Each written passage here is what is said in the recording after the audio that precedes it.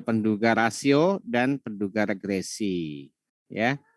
Nah, ini pertemuan ke-9 10. Pertemuan berikutnya 10 11 11 12.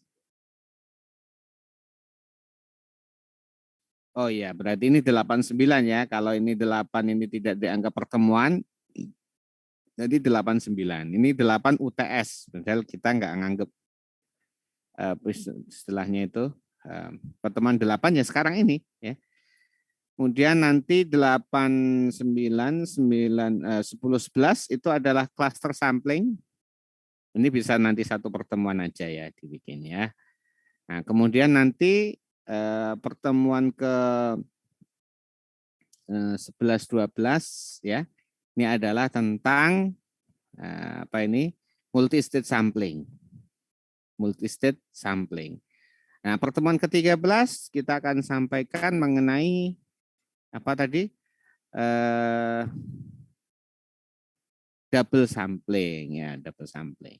Nah, pertemuan ke-14 pertemuan terakhir nanti adalah sesi presentasi. Jadi saya sampaikan sekarang ya, presentasinya ya. Nah, presentasi apa yang akan akan dipresentasikan oleh mahasiswa? Jadi studi kasus. Ya, studi kasus. Ya, studi kasus itu apa? Nanti mengangkat survei BPS, ya enggak? Survei BPS. Nah, banyak surveinya, tapi ambil yang probability sampling. Boleh enggak non probability sampling? Nah, selama ini yang kita pelajari semua probability sampling. Ya. Ada sih waktu itu di awal-awal kita sebutkan ada non probability sampling. Nah, saya beri kesempatan satu untuk non probability sampling. Ya, jadi kalau misalnya nih, Sobat Rifki ini kelas ini ada berapa kelompok, Rif? Di sini ada 7 kelompok. Oh, 7 kelompok. Nah, satu kalau memang mengangkat satu non probability sampling itu satu saja. Satu saja. Ya, contoh kemarin survei non probability sampling yang dilakukan BPS itu adalah survei perilaku COVID-19. Survei perilaku masyarakat ya terkait dengan COVID-19 yang ada yang berapa yang sering cuci tangan, ya enggak? Sejauh mana mereka taat menggunakan masker, menjaga jarak, itu kemarin itu surveinya non probability sampling. Nah, kalau mau itu diangkat sebagai studi kasus, itu hanya satu. Artinya satu kelas hanya satu mengangkat non probability sampling, tapi itu ya enggak harus survei COVID, banyak. Termasuk juga kakak kelas kalian kemarin ya, apa itu namanya, PKL ya, itu juga ada satu survei non probability. Jadi sudah ada surveinya, kalian angkat, gitu aja. Bukan kalian bikin survei, bukan ya. Sudah ada surveinya, cari survei BPS, kalian angkat, bahas, ya, dibahas dari sisi metodologinya, dari sisi samplingnya. Samplingnya pakai apa, ya. Kalau bisa ada hitung-hitungannya sedikit. Ya, jangan sampai kosong. Jadi hanya cerita saja. Ada hitung-hitungannya, ya. Hitung-hitungannya Pak. Ya, yang penting kalian bisa sampaikan bahwa survei sebagai studi kasus yang kalian angkat itu informatif itu bagi yang lain. Oh, jadi menjadi suatu input ilmu gitu ya kan. Tapi kalau cerita ini nanti dengan two stage sampling pertama mengambil blok sensus, sampling kedua mengambil rumah tangga, udah selesai terus apa? Nah, ya kan? Ada hitung-hitungannya sedikit lah ya. Bagaimana? Ya tentu dicari ya sumber-sumbernya gitu ya, sumber-sumbernya ya. Nah, ya gitu. Yang namanya metode sampling itu gini, tahu desain surveinya, ya. Kemudian tahu menghitung berapa sampel yang harus diambil, jadi tahu desain surveinya, sampel yang harus diambil namanya adalah sampling size, ya, sampel size-nya tahu, kemudian tahu formula estimasinya dan tahu menghitung variansnya, gitu ya, menghitung estimatornya, estimasinya, formulanya tahu dan bisa menghitung estimasinya. Nah, yang namanya estimasi itu ada estimasi rata-rata boleh, proporsi boleh, ya. Nah, total juga boleh, sama variannya. Nah, kalau udah dapat itu udah komplit. Nah, adapun berikutnya namanya relatif standar error, namanya pendugaan selang, itu adalah kelanjutan saja. Jadi sampai estimasi itu adalah estimasi dan varians. Yang namanya estimasi itu bisa estimasi rata-rata, bisa estimasi proporsi, bisa estimasi total. Nah, jadi tahu formulanya, tahu cara menghitungnya, gitu ya. Tidak harus komplit semuanya dihitung nasional, enggak harus ya. Nah, nanti yang paling agak kesulitan adalah di data mungkin ya, di data. Ya. Nah, cari bagaimana informasinya nanti supaya bisa informatif kepada teman-teman. Tidak harus terkupas semua ya, tapi yang penting informatif. Kita akan kita akan lihat itu informatif atau tidak. Jadi saya tidak membatasi apa surveinya. Banyak survei BPS itu ada Susenas, ada Sakernas, ada SPH, ya enggak? Ada KSA, ya, yang tentang kerangka sampling area, ada survei tentang inflasi, banyak sekali ya, banyak sekali ya. Nah, ambil yang probability, satu slot untuk non probability itu diambil silahkan, kalau enggak juga enggak apa-apa. Ya. Oke, itu sebagai informasi di pertemuan terakhir, yaitu pertemuan ke-14 ya. Pertemuan ke-14. Nah, itu yang sebagai awal saya sampaikan.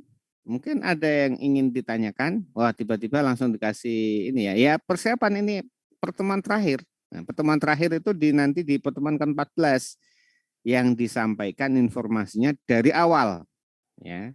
Sehingga kalian punya space yang cukup untuk persiapannya. Ya, tapi jangan kemudian ini enggak ada kabar gitu ya. Enggak ada kabar, diam semua, tenang-tenang semua gitu ya. Nah, begitu sudah minggu-minggu terakhir ya, sudah minggu-minggu ke-12 gitu ya, baru pada nanya, wah Pak ini Pak, aduh, lah ini yang kemarin pada enggak nanya nih, pada enggak nanya itu ternyata di-skip dulu, di-keep dulu gitu ya, di-keep dulu ya.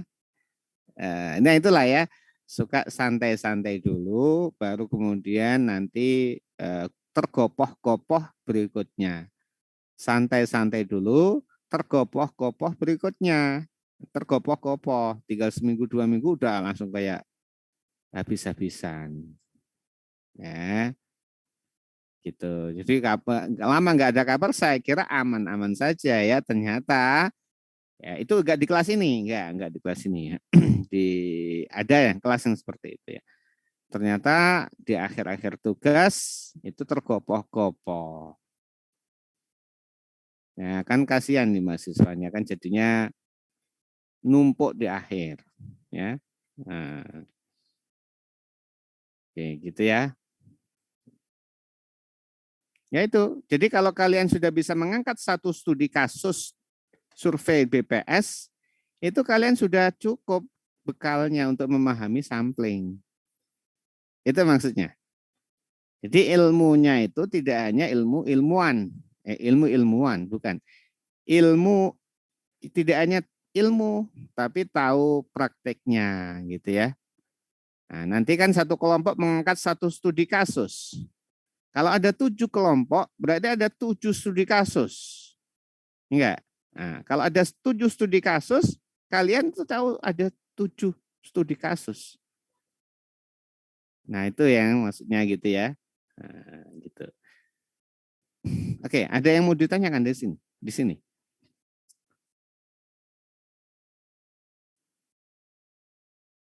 Jelas nggak? Jadi kalau sudah jelas ya jangan ditanya lagi ya. Ya nggak? Kalau sudah jelas jelas. Apa yang ingin ditanyakan? Oh ya, saya harapkan mahasiswa itu sudah semakin dewasa. Ya, ciri kedewasaan itu adalah tahu apa yang terbaik yang dia mesti lakukan. Tidak harus dituntun dari A sampai Z. Contoh, kalau anak kecil makin tergantung. Makin tergantung sama ibunya, sama orang tuanya. Mandi dimandiin, makan disuapin. Tidak orang tuanya tidak mau nyuapin, tidak makan. Orang tuanya tidak mau mandiin, tidak mandi. Ya. Nah, itu dari bayi ya, tumbuh sampai anak-anak. Anak-anak pun masih tergantung. Ayo, Dek, mandi, Dek. Nah, kalau nggak disuruh mandi, nggak mandi. Ya, apalagi belajar. Kalau nggak disuruh belajar, nggak belajar gitu ya. Nah, tapi lama-lama seiring dengan waktu, dia makin tahu, sehingga tanpa komando orang tuanya, dia sudah bisa melakukan apa yang dibutuhkan oleh dia. Coba anak-anak itu kalau makan, ya makan itu. Sukanya apa? Sukanya itu makan tanpa sayur. Nah, kalau makan sayur nggak mau. Karena dia belum tahu sayur itu baik untuk dia. Nggak enak aja rasanya dia makan sayur itu. Ya, makanya itu nasi sama lauknya aja. Ya, perhatikan itu tingkahnya. Ya, nah. Tapi kalau kalian kan tidak, karena tahu fungsi sayur, jadi makanya tambah sayur. Ya. Oleh karena itu dalam hal ini nanti laporan studi kasusnya itu saya tidak tentukan apapun. Saya tidak tentukan harus berapa halaman. Saya tidak tentukan harus pakai font apa, Time New Roman atau Arial atau apa. Saya tidak tentukan spasinya pakai apa, kertasnya pakai apa, diketik atau tidak. Enggak. Ya.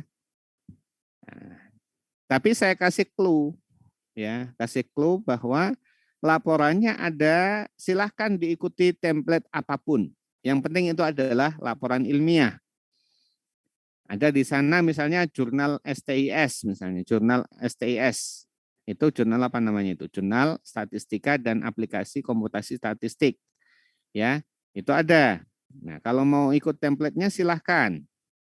Atau jurnal yang lain juga boleh. Jadi tidak harus ditentukan fontnya apa, spasinya berapa, ya, nah, gitu ya. Jadi intinya adalah kalian tahu lakukan yang terbaik menurut kalian. Oke ya. Nah, kemudian terakhir nanti dipresentasikan, dikumpulkan dalam laporan dan presentasinya, ya. Tuh, saya ingin lihat nantinya terakhir ya. Nah, oke itu ya yang saya sampaikan sebelum kita mulai kuliah. Nah, dari sini ada yang mau ditanyakan dulu? Silakan. Ya, ada yang mau ditanyakan?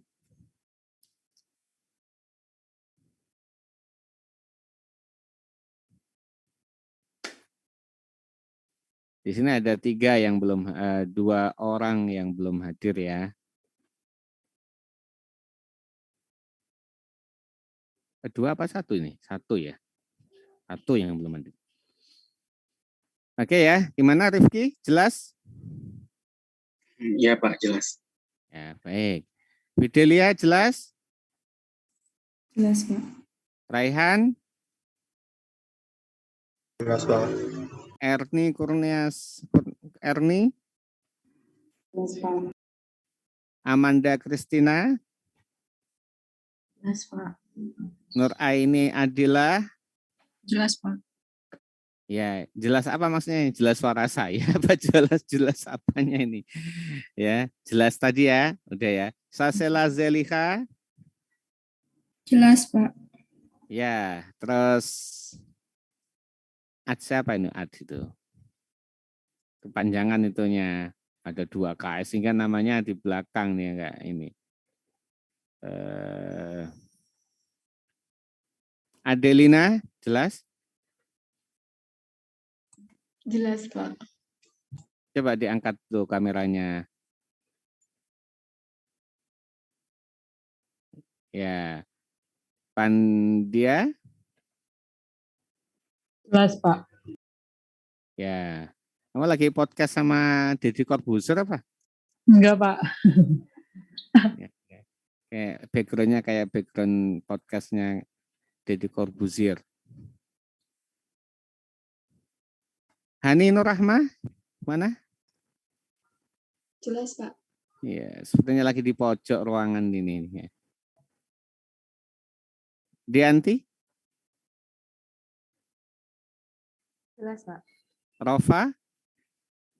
Jelas, Pak. Rofa ini penuh kegelapan ya ini. Hanya wajahnya saja yang kelihatan, yang lainnya hitam semua. Ya.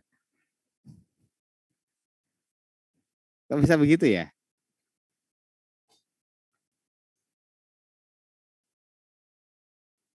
Gimana sih kok bisa begitu itu, Rofa itu? Ya, digituin, Pak. Ya, bisa hitam semua yang lainnya. Ya, itu apa backgroundnya apa itu? Ya, VB-nya warna hitam, Pak. Oh, VP-nya warna hitam aja ya. Asik juga itu. Rizky Saputra? Jelas, Pak. Iya. Kayaknya Rizky itu kalau ngidupin mic-nya itu begitu terus itu kayaknya nih. Suaranya itu dengung gitu ya. Itu dari dulu tuh ya, dari dulu sejak awal kuliah itu ya. Kira-kira kenapa itu dia itu? Kenapa kira-kira itu? Rizky?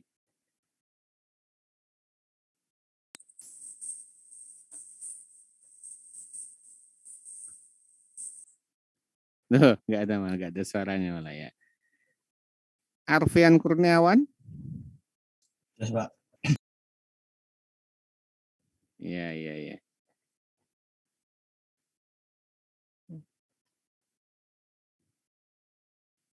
Mutiara? Ya, sudah jelas, Pak. Ladisa? Ya, sudah, Pak. Okta Gilang? Jelas, Pak. Muhammad Khozinul? Jelas, Pak. Asror? Thompson? Jelas, Pak. Rafael Ilham? Cukup jelas, Pak. Indra Kusuma? Jelas, Pak. Hamam? Ini sambil saya manggil orangnya ini. Hamam? Jelas, Pak. Atika Salsabila? Jelas, Pak. Hanif? Jelas, Pak. Ya. Kak Lutfil Kasfil Azim? Jelas, Pak. Dava? Jelas, Pak. Nafika? Artiadi? Jelas, Pak. Lutfiah Kumala Dewi? Jelas, Pak. Abdullah? Jelas siapa? Jelas, Pak.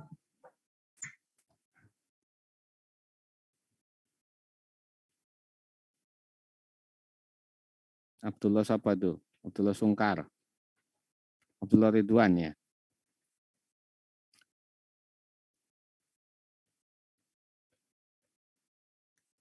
Ya, terus siapa lagi deh? Fikri Rashid Abdullah. Farhan. Jelas, Pak. Ahmad Zain. Rahmat Setiabudi. Jelas, Pak. Aris Alfiandi. Jelas, Pak. Martin Simamora. Ini lagi bergabung dia. Ya, Martin Simamora.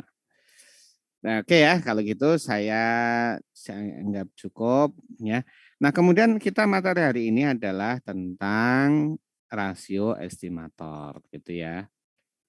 Saya sudah berikan ya videonya, materi dan videonya, tinggal kalian simak.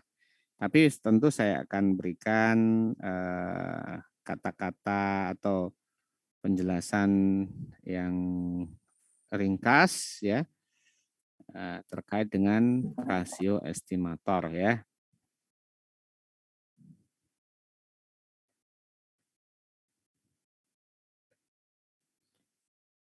Nah, mengapa rasio estimator? Ya karena memang kondisi estimator kita berupa rasio. Ya, rasio itu bedanya dengan proporsi. Kalau proporsi itu adalah pembagian dengan subsetnya, kalau rasio tidak harus dengan subsetnya. Rasio tidak ada batasnya, nilainya dari min tak hingga sampai tak hingga, yang penting real. Kalau proporsi batasnya 0 sampai 1, ya bedanya gitu ya. Bedanya itu ya. Rasio itu tidak ada batasnya, ya. Kalau proporsi batasnya 0 sampai 1. Kalau kali 100%, batasnya berarti 0 sampai 100%, itu proporsi ya. Nah, ini estimasi proporsi sudah diberikan sebelumnya. Nah, ya, itu estimasi rasio. Itu intinya.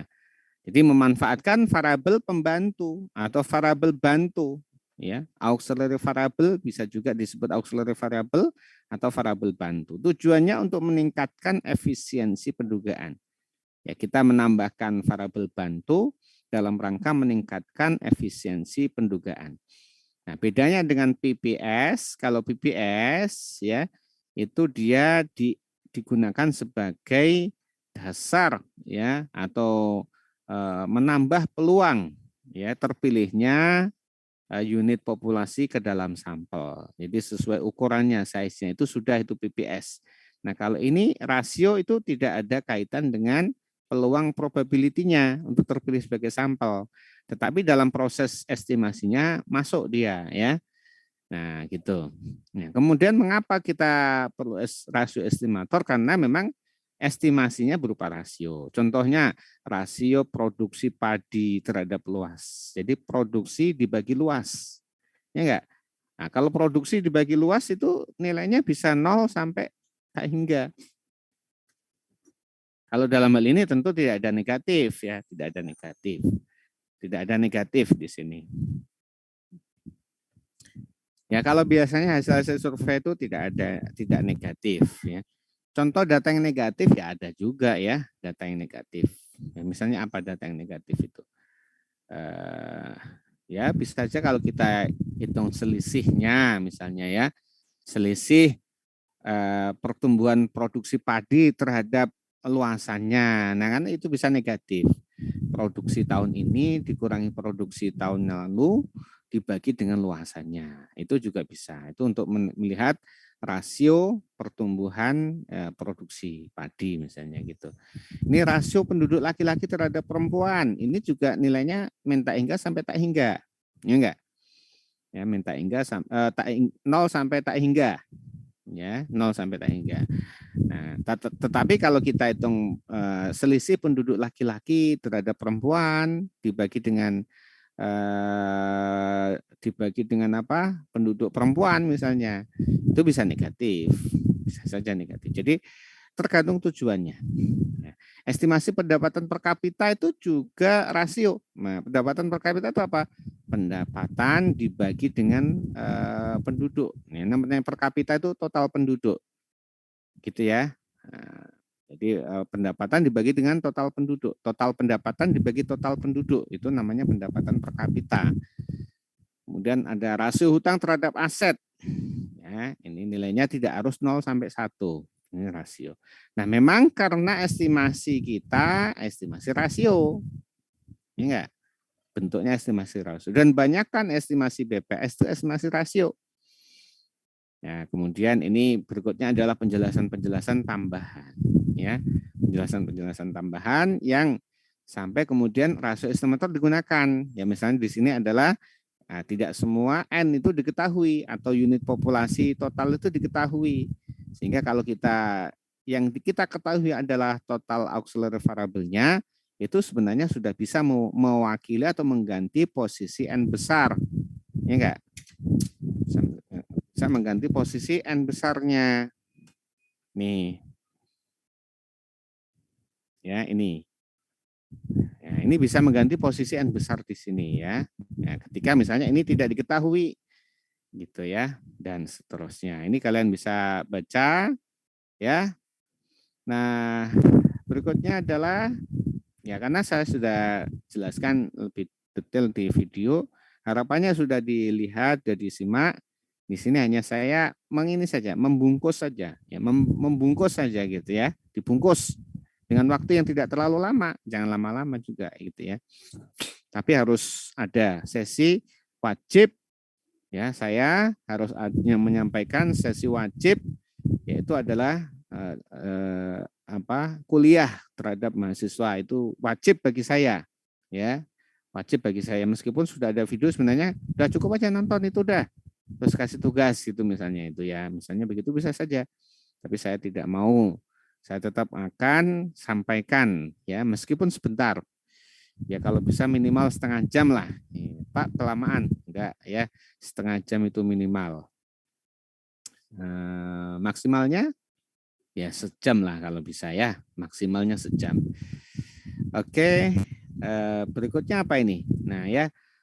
Sifatnya ini penting ya. Sifat rasio estimator itu bias konsisten, ya konsisten bias. Artinya ketika sampelnya ditambah terus, itu biasnya menurun. Jadi maka estimator yang punya sifat konsisten itu estimator yang baik. Ya dia bias tapi konsisten. Tapi kalau bias tidak konsisten, konstan justru. Jadi konsisten dan konstan itu beda. Konsisten dan konstan itu beda ya. Kalau bias konstan, ya bias konstan, sampelnya ditambah, ukuran sampelnya ditambah, biasnya ya tetap sama gitu ya. Ini namanya bias konstan. Ya. Kok jadi begini nih? Kok tidak terkendali?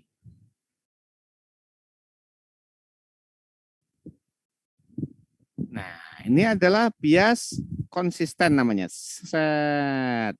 Ya enggak? Ya kalau N-nya ditambah, ini biasnya menurun. Set, ini menurun. Tapi kalau bias konstan, ini N-nya ditambah, ya N, nah ini bias. Nah, tetap aja dia. Nah, ini namanya bias konstan. Ini tidak baik. Ini tidak baik ini tidak baik. Kalau ini baik, ya. Ya, karena apa? Tidak semua estimator itu punya sifat unbias. Tapi kalau SRS itu unbias. Ya enggak? Apa namanya itu? Sistematik itu unbias. PPS itu unbias. Ya enggak? Nah, ya. Ini unbias ini. Nah, stratified, itu stratified bukan cara pengambilan sampel, beda ya. Stratified itu pengelolaan pengambilan sampel. Stratified SRS yang ikut SRS, stratified PPS yang ikut PPS, ya enggak. Stratified sistematik ya ikut sistematik. Ini semuanya unbias. Tapi kalau rasio itu bias, tapi biasnya bias konsisten. Ya, baik dia ya gitu ya. Nah, kemudian rasio estimator juga akan bersifat bisa blue, ya best linear unbiased estimator. Nah, bisa di blue. Ini best itu punya varian terkecil, linear itu polarnya linear, unbiased. Ya, ini kalau dia bisa unbiased, jadi bias konsisten lama-lama juga jadi tak bias. Kalau N-nya besar jadi tak bias juga, ya. Bias itu kalau N-nya kecil, ya. Kalau N-nya menuju tak hingga, jadi kalau menuju tak hingga maka menjadi unbiased, gitu ya. Limit N mendekati tak hingga dari biasnya itu akan sama dengan 0, ya. Nah, apa kalau dia blue? Ya, dia kalau blue itu kalau memenuhi dua kondisi, yaitu adalah korelasinya berupa garis lurus positif dan melalui origin. Ya, itu ya rasio estimator. Ya, oke. Nah, kemudian ini sifat-sifat rasio estimator. Ini adalah notasinya, ya. Notasi rasio estimator. Ini rasio estimator. Ya, ini adalah penduga rata-ratanya, rasionya masuk sini. Ya, ini adalah rata-rata auxiliary-nya. Ya enggak, kalau ini total, ini bukan X bar, ya, ini total. Jadi penduga totalnya adalah R dikalikan X. Kalau penduga rata-ratanya R hat dikalikan X bar. Nah, ini yang kemudian kalau dicari ya nilai harapan dari R itu tidak sama dengan R. Untuk N kecil ya, tidak sama dengan R. Tetapi untuk yang N-nya besar ya, maka limit dari apa?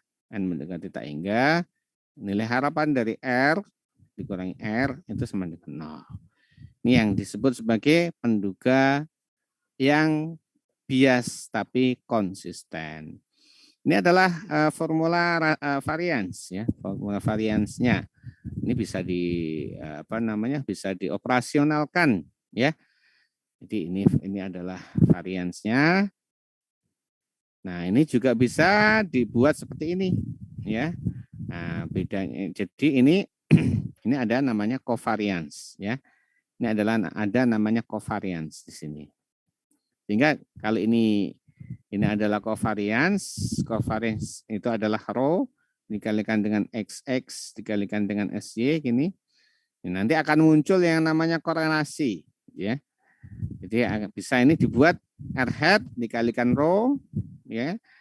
SX SY ini adalah akar dari varian X, ini adalah akar dari varian Y. Ya, ini adalah covariance-nya gitu ya. Nah, varian biasa saja ini. Kalau varian Y, S kecil, ya 1/N-1. Sigma Y min Y bar kuadrat. Ini I1 sampai N. Demikian pula SX-nya. Nah, kalau dia SYX ini bukan kuadrat. Ya, itu ya. Oke. Ya, kan gitu ya. Nah, ini varian rasio. Ya. Nah, kemudian ini bias, ya mengevaluasi biasnya. Ternyata biasnya adalah bias dari total, penduga total menggunakan rasio itu adalah sebanyak negatif atau min kovarian dari penduga rasio dan X penduga X-nya. Ini. Ya. Nah, ini X-nya ini diduga, Pak. X totalnya ini diduga. Nah, bagaimana ini X totalnya diduga? X total diduga kalau kita tidak punya informasi X totalnya, ya. Nah, bisa juga X totalnya itu diduga dari X bar kecilnya, ya, atau rata-rata dari auxiliary variable. Beda dengan PPS. Kalau PPS X-nya harus diketahui ya, X-nya harus diketahui untuk semua unit populasi gitu ya. Oke, jadi kalau ini rasio boleh ya X totalnya diduga dari X bar. Ya, gitu. Jadi sama aja nih X total ini adalah N X bar ya. Gitu. Oke. Nah, kemudian ini mengevaluasi bias. Jadi bias dari R itu akan mengecil jika apa? Jika ini, ya, jika kita punya total auxiliary yang makin besar. Kali ini makin besar, maka biasa makin kecil. Ya. Nah, kemudian ini sampel size-nya membesar. Ya, di sini ya, dia hubungannya terbalik. Ya, kalau sampel size-nya membesar, biasa makin mengecil. Ini tadi sebagai tanda konsisten tadi itu. Ya. Makin besar N-nya, biasanya makin mengecil. Kemudian fraksi samplingnya besar. Ya, ini berarti menunjukkan bahwa skala surveinya, kalau skala surveinya makin besar, N besar ini di bawah ini makin besar, fraksi samplingnya besar. Ya, fraksi samplingnya besar. Fraksi sampling itu N per N ya. Kalau survei skala kecil, skala besar itu beda dengan fraksi sampling besar, sorry ya. Kalau fraksi sampling itu N per N, kalau survei skala besar itu N besarnya sangat besar. Bahkan di fraksi samplingnya sangat kecil. Kalau survei berskala besar itu fraksi samplingnya sangat kecil. Bahkan bisa 0, ya. Jadi kalau 1 min N per N ini kalau untuk survei berskala besar itu bisa dianggap 0 nih. Ya. Ya, nah, untuk penduga rasio itu biasnya akan makin mengecil kalau fraksi samplingnya makin membesar. Ini tadi N-nya besar juga kan makin membesar. Ya. Kemudian X besar ini auxiliary variabelnya besar ya. Nah, ini bias ini. Ini kan bias ini ya. Ini kan bias. Kemudian ini kecil X-nya kecil ya di posisi ini. Ya, kalau ini kecil ya harapannya dia sebagai sesuatu yang dikurangi juga ya. Kalau dia mengecil, biasanya juga akan mengecil. Nah, kalau ini koefisien korelasinya atau rho-nya itu mendekati 1. Ya, kalau ini mendekati 1, berarti faktor pengurangnya itu maksimal. Ya, karena rho itu kan nilainya -1 sampai 1. Jadi kalau rho-nya itu justru negatif 1, maka biasanya akan membesar karena faktor pengurangnya jadi positif kalau negatif. Tapi kalau dia 0, jadi faktor pengurangnya seolah-olah nggak ada. Nah, kalau mendekati 1, itu faktor pengurangnya maksimal. Sehingga kalau korelasinya makin kuat, ya, maka biasnya makin mengecil. Maka dalam hal ini kalau menggunakan rasio estimator, ya, catat dan cari apa ini? N-nya mesti besar. Rho-nya antara X dan Y cari yang besar. Ya enggak? X-nya atau apa ragamnya cari yang kecil. Ya gitu ya. Ini yang bisa dikendalikan. Ya, otomatis kalau fraksi sampling kan terkait dengan ini ya. Nah, sudah ini ya. Kalau mau mencari menggunakan rasio estimator, perhatikan ini sampel size-nya, rho-nya dan ragam. Ini X ragam dari X-nya itu ya. Gitu. Oke, ini adalah contoh ya. Ini contoh bias dan dengan apa tuh unit populasinya hanya 4 sehingga bisa didaftarkan seluruh seluruh kemungkinan sampelnya. Karena hanya 4 ya. All possible sampelnya bisa didaftar semua sehingga bisa dievaluasi. Ya, ini silahkan dipelajari ya.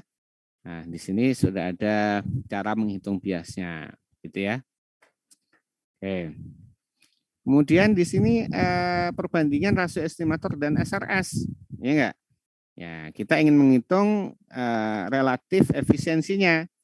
Ya, relatif efisiensi itu adalah rasio juga dari varians suatu metode sampling dibagi dengan varians SRS. Nah, di sini sebenarnya sudah terlihat ya. Di sini sebenarnya sudah terlihat bahwa di sini ada kita harus bisa mengurai sedemikian rupa sehingga kita bisa langsung menyatakan itu yang mana yang menjadi penyebab dia makin efisien gitu ya. Nah, ya dikatakan efisien itu kan kalau rasionya kurang dari 1 atau relatif efisiensinya kurang dari 1 itu efisien. Kalau lebih dari 1 berarti tidak efisien ya, tidak efisien.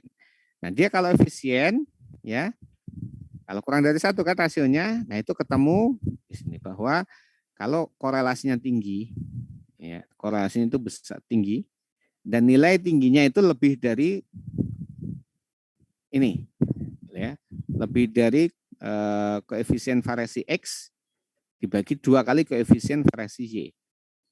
Koefisien variasi X ya apa ini namanya akar dari varian X dibagi dengan X bar dibagi dengan akar varian Y, akar variannya dibagi dengan Y bar.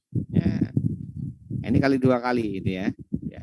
Jadi rho-nya mestinya harus lebih besar dari ini. Artinya dibutuhkan nilai korelasi yang cukup tinggi kalau kita ingin mendapatkan penduga rasio yang efisien. Ya. Berikutnya adalah tentang stratified rasio estimator. Ya, jadi rasio estimator dilihat dari sisi stratified metode rancangan stratifikasi. Rancangan strata. Nah, ini bisa menggunakan separate ratio estimator atau combine ratio estimator. Separate ratio estimator itu menganggap bahwa setiap strata punya rasio masing-masing.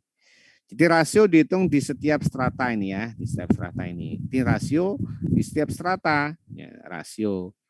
ya, baik dengan rasio rata-rata maupun rasio total, ya. Nah, ya kemudian nanti penduga tiap strata, ya, penduga di level apa ya? Di level populasinya, penduga total di level populasinya adalah ini. Ya, gitu ya. Ini penduga di level populasinya. Sebenarnya ini kita kan tahu bahwa penduga total kalau tidak rasio itu kan sigma apa? Sigma apa? Sigma NH YH. Y bar H kan gitu ya. Ini H 1 sampai L. Ini kalau penduga tanpa rasio kan gitu ya. Nah, gitu ya. Nah, karena ini penduga pakai rasio, jadi diganti dengan ini. Ya. Oke, akhirnya juga akan dapatkan ini ya. Ini juga kita lihat di depan juga sama ya. Ini depan ini itu. Ya ini ya. Jadi yang ini diterapkan untuk masing-masing strata tadi secara terpisah. Lalu kemudian penduga secara level populasinya tinggal dijumlah. Ini enggak, penduga level populasinya tinggal dijumlah untuk semua strata. Nah, setelah itu kita juga bisa menghitung variannya. Ini sebenarnya sama ini tadi, ini adalah sebenarnya kovarian tadi ya. Ini kovarian, ini satuan F per NH ya. Ini loh yang varian ini. Ya, yang varian ini ya, ini kan varian Y bar R, Y bar rasio. Nah, kalau varian total itu kan berarti N kuadrat dikalikan varian Y bar rasio. Gitu ya. Nah, ini yang diterapkan di setiap strata tadi. Itu separate-nya ya di setiap strata. Ini di setiap strata baru kemudian dijumlah. Ya, baru kemudian dijumlah. Ini adalah setiap strata ya, baru kemudian dijumlah untuk semua strata menjadi varian di level populasinya. Oke. Nah, ini kalau combine itu rasionya tidak tiap strata, tapi rasio digunakan rasio bersama. Jadi tidak lagi rasio tiap strata. Jadi rasionya kalau yang separate itu RH masing-masing, tiap strata beda-beda. Tapi kalau pakai combine itu pakai rataan umum, justru menghitung rataan biasa dengan stratified, expert biasa dengan stratified, ya, baru dihitung R-nya, ya. Ini berlaku bahwa R1 sama dengan R2 sama dengan semua RH, RL ya, itu sama dengan R. Nah, ya. Ini yang combine namanya, combine ya. Oke, ini adalah Y bar stratified ya. Nah, kemudian ini apa? Ya, pakai rata-rata boleh, pakai total juga bisa. Ya, ini WH kali, oh iya, tadi itu mestinya WH ya, sorry ya, ini mestinya adalah W ya, sorry, ini adalah WH ya. Nah, kemudian setelah kita menghitung rasio yang berlaku untuk semua strata, nah berikutnya adalah kita menghitung penduganya. Ini penduga total. Ya, ini penduga total.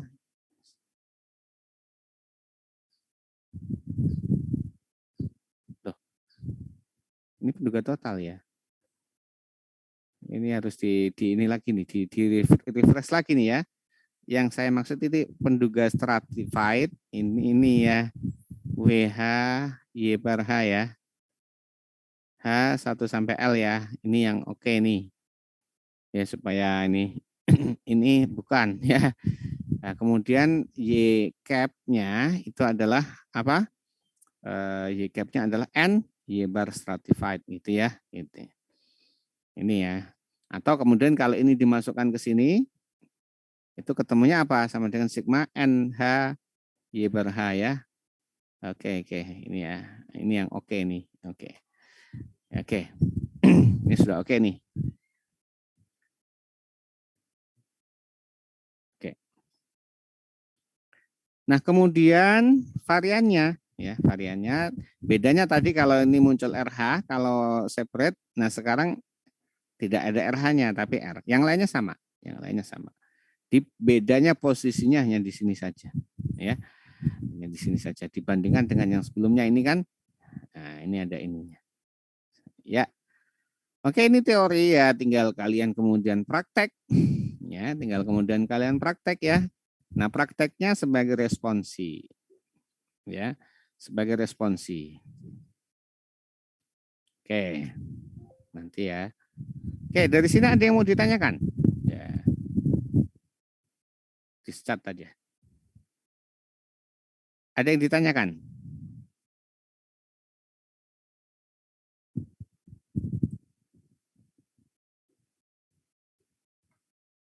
Duh, ini pada kuliah nggak ini? Oh iya, stop share ya. Oh iya. Ya, oke.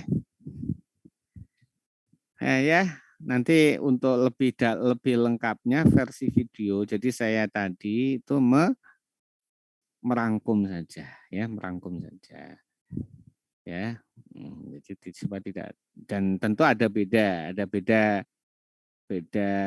tetap beda, ya. Bedanya itu langsung sama tidak langsung itu beda ya. Oke, ya sekarang gini untuk sisa waktunya jadi sejam itu waktu kalian adalah untuk diskusi dan responsi. Ya, nanti bisa juga dilihat lagi videonya. Saya tetap akan bagi menjadi breakout room, kalian bisa diskusi di sana. Tapi kemudian sesi diskusi umum itu tidak saya wajibkan lagi. Ya, sesi diskusi umum saya tidak wajibkan lagi. Jadi yang saya wajibkan itu hanya sesi kuliah tadi barusan yang kita lakukan ini sejam tadi itu. Yaitu sesi wajib yang harus ikut. Kalau sesi breakout room-nya ya sifatnya sunnah saja. Saya masih juga di Zoom, tapi saya tidak wajibkan nanti kumpul bersama lagi, ya diskusi bersama lagi. Ya, itu terserah, itu dewasa, kalian sudah dewasa, kalian sudah tahu apa yang harus kalian lakukan. Jadi tidak harus saya tungguin, saya tongkrongin, dan saya panggil lagi ya.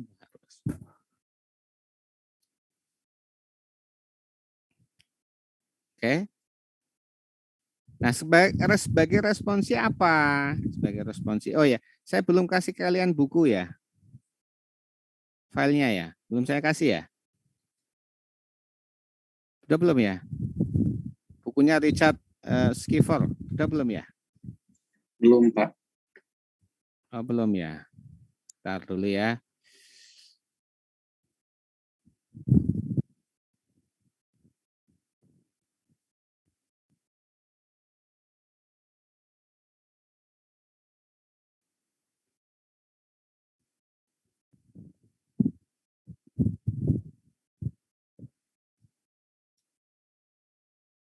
Oke, saya akan share file ya. Share file di mana nih? Chat ya, di chat aja ya. Di chat berarti kan berlakunya Zoom-nya saja ini ya. Kalau Zoom-nya sudah selesai ya hilang ya. Maka segera di-download ya.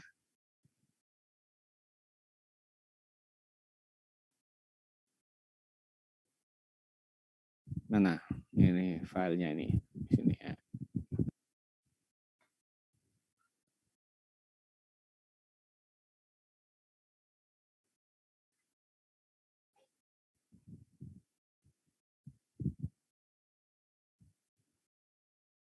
Cukup banyak, cukup ini juga ini. Lagi upload ya. Ya, ditunggu saja. Nah, itu segera di-download untuk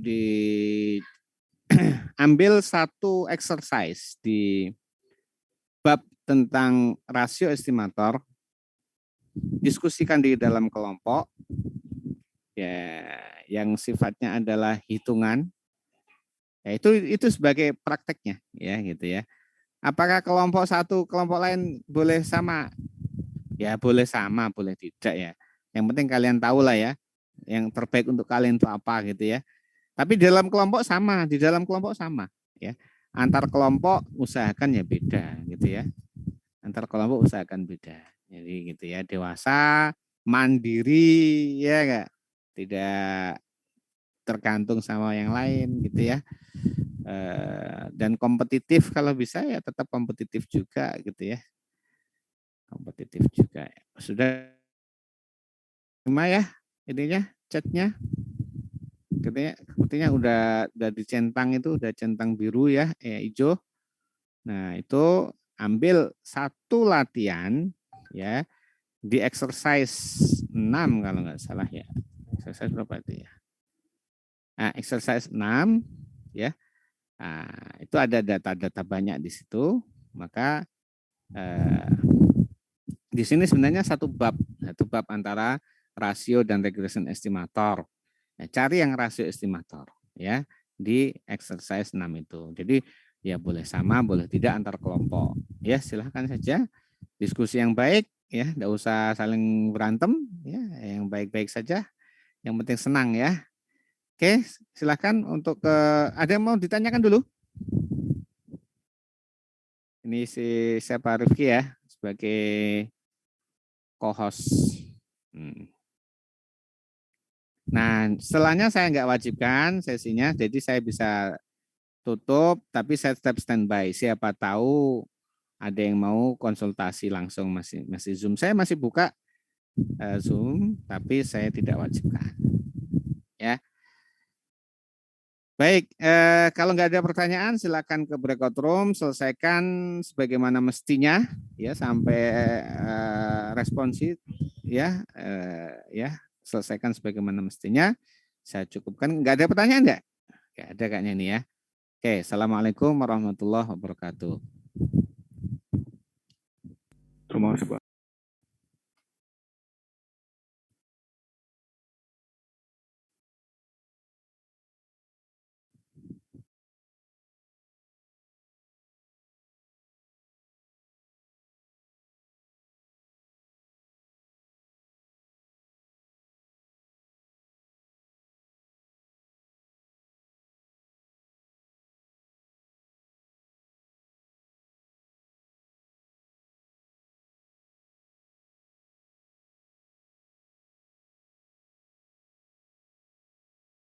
Halo, Habib.